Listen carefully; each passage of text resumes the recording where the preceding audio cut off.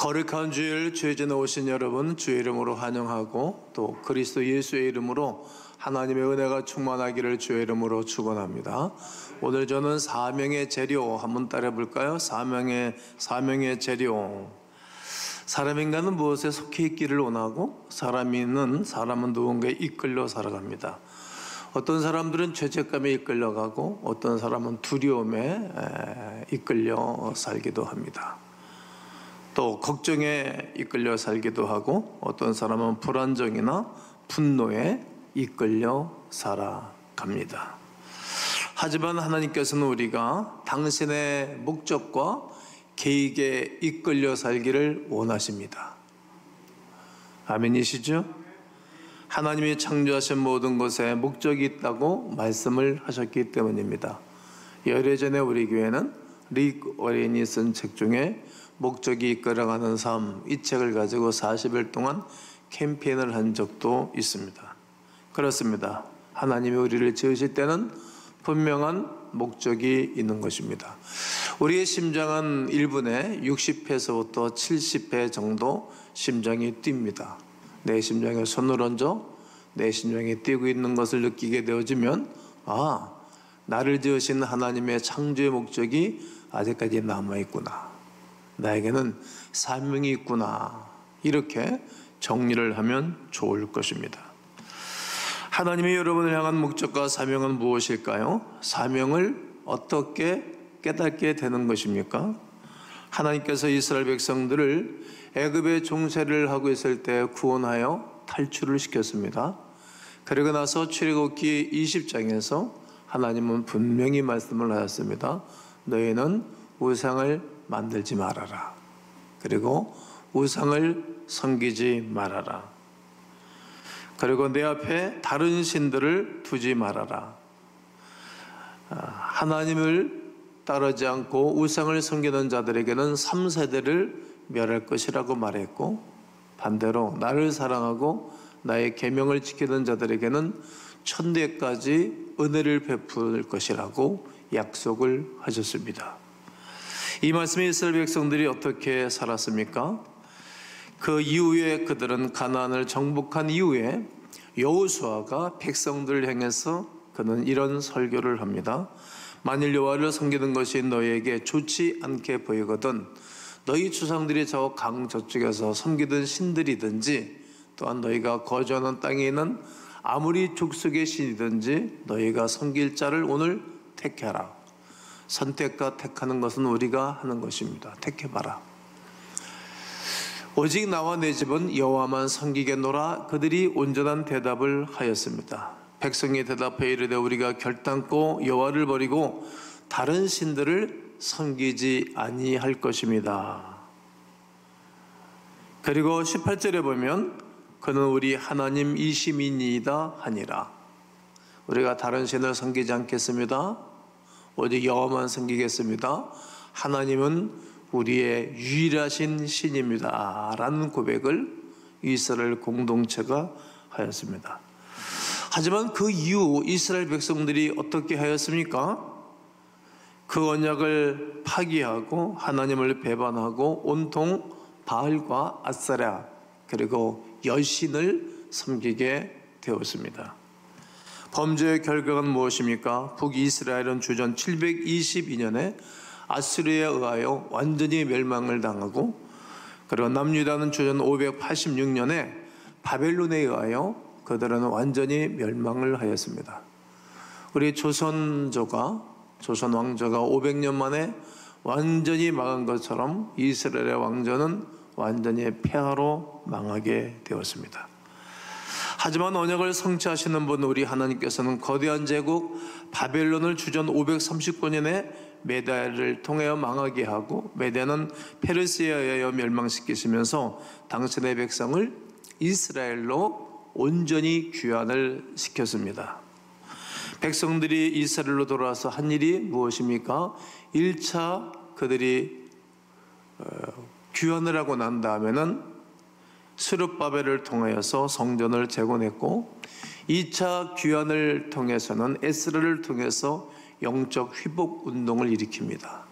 그들은 성경을 읽는 가운데 아멘, 아멘 하면서 우리가 나라가 망하고 나라가 두 쪽에 나고 나라가 온통 어려움을 당한 것은 하나님을 버렸기 때문이다. 그리고 그들이 가슴을 치면서 울면서 회개 운동을 하였습니다. 3차 교환으로 느헤미야를 통해서 저들은 무너진 성벽을 재건하였습니다. 오늘 본문은 성전을 재건하기 위하여 하나님께서 느헤미야를 사용하셔서 그 일을 하는 말씀이 본문의 말씀입니다. 그런데 하나님은 왜 느헤미야를 사용하셨을까요? 그때도 많은 사람들이 살고 있었습니다. 그리고 많은 사람들이 하나님을 섬기고 살았습니다. 그런데 왜 느헤미야를 선택하셨을까? 지금도 많은 분들이 하나님을 섬기고 있고 한국에도 1000만이다, 800만이다 하는 수많은 많은 성도들이 있습니다. 그런데 하나님이 귀한 일들 가운데 선택하는 사람들이 있습니다. 왜 그렇게 선택했고 어떻게 그런 이들을 통하여 사명을 주시는 것입니까? 느헤미야는 자기의 사명이 무엇인지를 알게 되었습니다. 느헤미야는 주위의 필요에 관심을 가졌습니다. 느헤미야 할아버지는 바벨론으로 붙잡혀 와서 노예가 됐습니다. 그의 아버지는 그 땅에 가서 저절로 태어났기 때문에, 할아버지를 통해 태어났기 때문에 노예의 신분이고, 노예의 신분이었던 느헤미야도 그 아버지를 대이어서 노예로 인생을 살게 된 것입니다. 그런데 페르시아에는 능력 있는 사람들을 등용하여 사람을 쓰는 정책을 폈습니다. 그때에 똑똑하고 열심히 인생을 살았던 느헤미야는 그가 부름을 받아 고국 공무원이 되어집니다. 노예처럼 살았지만 능력을 인정받아 아닥사스다 왕의 신임을 얻어 술 맡은 관원이 된 것입니다. 즉 고위 공직자가 된 것입니다. 술 맡은 관원이라 하면 왕의 식사 자리에 꼭 술잔이 올려졌는데 이 술에 독약이 들어갔나 들어가지 아니했나 확인하는 사람이 술 맡은 관원입니다. 오늘날로 말하면 대통령, 경호실장쯤 되어져서 평온하게 인생을 살 수 있는 그때 당시에 성공자라 말씀드릴 수 있습니다. 그래서 어느 날 이스라엘 동법 가운데 하나인 하나니가 두어 사람과 함께 유다에서 페르시아로 왔습니다. 느헤미야는 그들에게 남아있는 유다와 예루살렘의 형편을 그들에게 묻습니다. 그랬더니 하나니가 말하기를 큰 환란이 닥쳤고 능력을 받으며 예루살렘 성은 허물어지고 성벽은 완전히 불에 탔습니다. 완전히 아픈 이야기를 그가 듣게 됩니다. 2절과 3절을 다시 한번 읽어드리면 네 형제들 가운데 하나인 하나니가 두어 사람과 함께 유다에서 내게 이르렀기로 내가 그 사로잡힘을 면하고 남아있는 유다와 예루살렘 사람들의 형편을 물은즉 그들이 내게 이르되 사로잡힘을 면하고 남아있는 자들이 그 지방 거기에서 큰 환난을 당하고 능력을 받으며 예루살렘 성은 허물어지고 성문들은 불탔다 하는지라. 이 말을 듣고 느헤미야는 1300km가 되는 그 땅을 향하여 가는 것입니다. 자꾸 이 이야기가 예루살렘 사람들이, 예루살렘의 동족들이 눈에 밟히는 것입니다. 그들의 필요를 느끼고 있는 것입니다. 가서 저들을 도와줘야 되겠다라는 것입니다. 오늘 실은 이 찬양을 부르고 싶었는데 다른 찬양을 고대했습니다만 한때 우리가 이 찬양을 많이 불렀습니다. 사망의 그늘에 앉아 울고 있는 나의 백성들, 울고 있는 백성들이, 아파하심들하는 그 백성들이 느헤미야의 눈에 밟힌 것입니다. 6.25 사변 이후 미국의 종군 기자들이 우리나라 전쟁 고아의 사진들을 마구 찍어서 그들이 미국 본토로 가지고 갔습니다. 잘 사는 고급 클럽에 모임을 하는 가운데 이 사진을 그들에게 슬라이드로 다 보여주었습니다. 이 비참한 사진을 보면서 아주 고급스러운 부부가 이 사진을 보고 마음이 아파하는 것입니다. 그래서 집에 돌아와도 그들의 사진이 눈에 밟히고 잠자리에서도 이들이 꿈에 나타나는 것입니다. 그 현장에서 그는 자기의 지갑을 열어서 쾌척을 하고 기부금을 냈습니다. 집에 돌아와도 계속적으로 전쟁 고아들이 눈에 밟히는 것입니다. 며칠을 지나도 부부에게 아이들의 울음소리가 그들에게 들리는 듯 싶었습니다. 퀭한 눈, 볼록한 배, 빈 그릇을 들고 있는 그들이 눈에 보였습니다. 그래서 어떻게 했습니까? 비행기를 타고 한국에 돌아와서 여러 명의 아이들을 데리고 가서 입양을 하여 기르기를 시작했습니다. 그래도 계속 눈에 밟히는 것입니다. 또 돌아와서 60명, 70명을 데리고 가서 입양을 해서 아이들을 기르기 시작했습니까? 얼마나 훌륭합니까? 그래도 자꾸만 그의 눈에 밟히는 것입니다. 우리가 꿈을 꿔도 아침에 일어나면 정신이 없고 잠자리가 휑한 것은 그건 이상한 꿈입니다. 그러나 하나님 우리에게 주시는 꿈은 꿈을 꾸면 잊혀지지를 않습니다. 살아남아 있습니다. 다시 이 부부가 비행기를 타고 한국에 옵니다. 그리고 그가 전 재산을 팔아서 홀트 아동 복지를 세워서 한국의 수없는 사람들에게 길을 열어줬습니다. 제가 몇 년 전에 홀트 아동 복지에 가서 설교를 하고 돌아왔습니다. 30년간 8만여 명의 아이들을 입양해서 수없는 사람들을 도왔습니다. 이제 그분들이 돌아가셨고 홀트 아동 복지는 그의 따님이 운영을 하고 있는 복지재단입니다. 이 부부가 하나님으로부터 무슨 음성을 들은 것입니까? 하나님께서 이 부부의 마음의 소원을 풀어 넣어 주신 것입니다. 내 몸은 편한데 내 마음에 자꾸 쏠리는 거룩한 관심 말이지요. 빌보서 2장 13절에 너희 안에서 행하시는 이는 하나님이시니 자기의 기쁘신 뜻을 이루어 너에게 소원을 두고 행하게 하시나니라고 말합니다. 하나님은 어떤 방식으로 우리가 사명을 깨닫고 사명의 재료가 되는 것입니까? 성령께서 우리 마음에 소원을 계속 불어 넣어주시는 것입니다. 눈에 자꾸 밟히는 것입니다. 여러분 마음에 소원이 일어나고 계십니까? 지금은 성령 하나님이 여러분 마음에 말씀하고 계시는 것입니다. 사명의 재료로 계속 우리 가운데 은혜를 베풀어 주시는 것입니다. 그 소명을 소멸하지 마십시오. 그래 그 소명 따라 움직이시면 하나님이 놀라운 일들을 행하실 줄로 믿습니다. 느헤미야도 똑같습니다.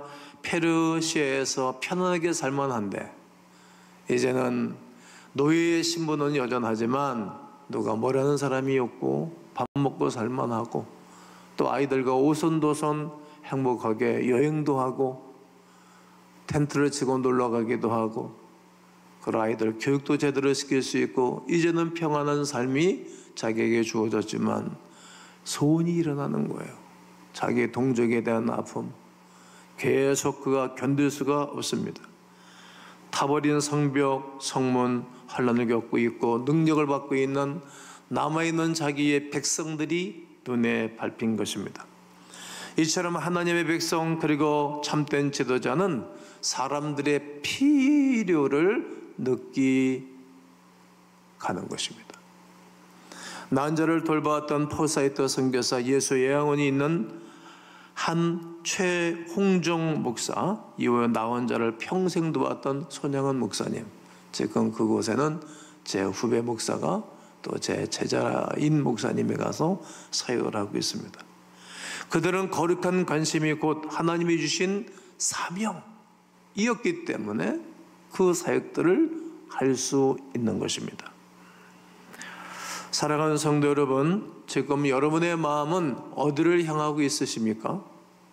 오늘 여러분들의 마음에 성령의 역사하심이 있어서 자꾸만 밟히는 것이 있습니까? 돕고 싶은 마음들이 일어나고 있는 것입니까? 그것이 사명이요, 사명의 재료가 될 것입니다. 오늘 이렇게 한번 따라하면 좋겠습니다. 주여, 사명에 붙들리게 하옵소서. 주여, 주의 필요에 관심을 갖게 하옵소서. 또한 내가 축복받은 것이 사명입니다. 다른 사람들보다 하나 더 받은 것이 축복이라는 것입니다. 오늘 11절에 주여 구하오니 귀를 기울이사 종의 기도와 주의 이름을 경외하기를 기뻐하는 종들의 기도를 들으시고 오늘 종이 형통하여 이 사람들 앞에서 은혜를 입게 하옵소서 하였더니 그때 내가 왕의 술 맡은 관원이 되었느니라. 성벽이 없어 이방인의 공격을 당하고 농사짓는 농사의 알곡들을 다 빼앗기고 고통당하는 이스라엘 백성들을 도와주고 싶은 마음이 생긴 것입니다. 그 일을 아무나 합니까? 그 일을 누가 해야 할 것입니까? 느헤미야의 지혜는 남들보다 비교해 더 큰 축복이며 형통함이 있었습니다. 술 맡은 관원, 즉 대통령 비서실에서 대통령 왕과 아주 친한 사이가 되어졌고 또 그가 무슨 일이든지 하려고 하면 도울 사람들이 많이 있지 않습니까?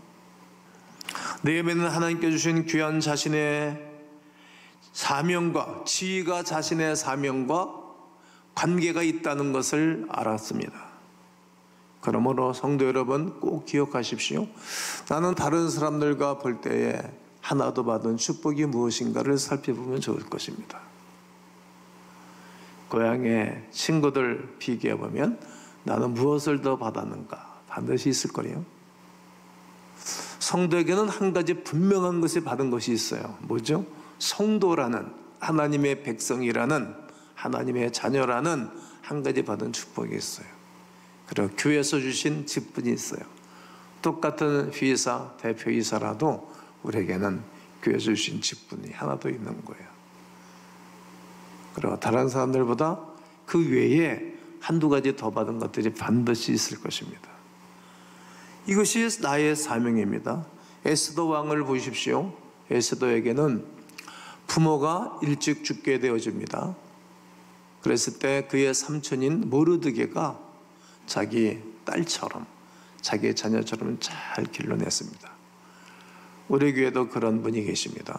조카를 자기 자녀처럼 길러내고 재산 상속도 집도 똑같이 사주고 똑같이 차도 사주고 좋은 인격의 식구가 우리 교회에 여러분이 있습니다.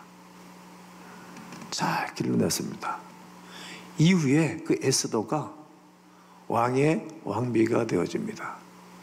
근데 그 동시대에 하만이라는 사람이 유다인들 말살 정책을 피는 가운데 모르드게와 유다인들을 죽일 계략을 듣게 되어집니다. 그때 모르드게가 에스더에게 찾아가서 너 이때를 위함이 아니냐, 내 백성들 우리 민족이 다 죽게 될 것이니 네가 왕에게 나가서 이 사실을 알려워서 위기를 모면해달라고 부탁을 합니다. 내가 지금 왕에게 나가면 죽습니다. 왕이 불러야 갈 수 있습니다. 그런데 왕이 나를 아직까지 30일 동안이나 나를 부른 적도 없고 얼굴을 본 적이 없습니다. 갈 수 없다고 말합니다. 그러자 모르드게가 뭐라고 말하는지 한번 들어볼까요? 우리 에스더서 4장 14절을 다 함께 읽겠습니다. 시작.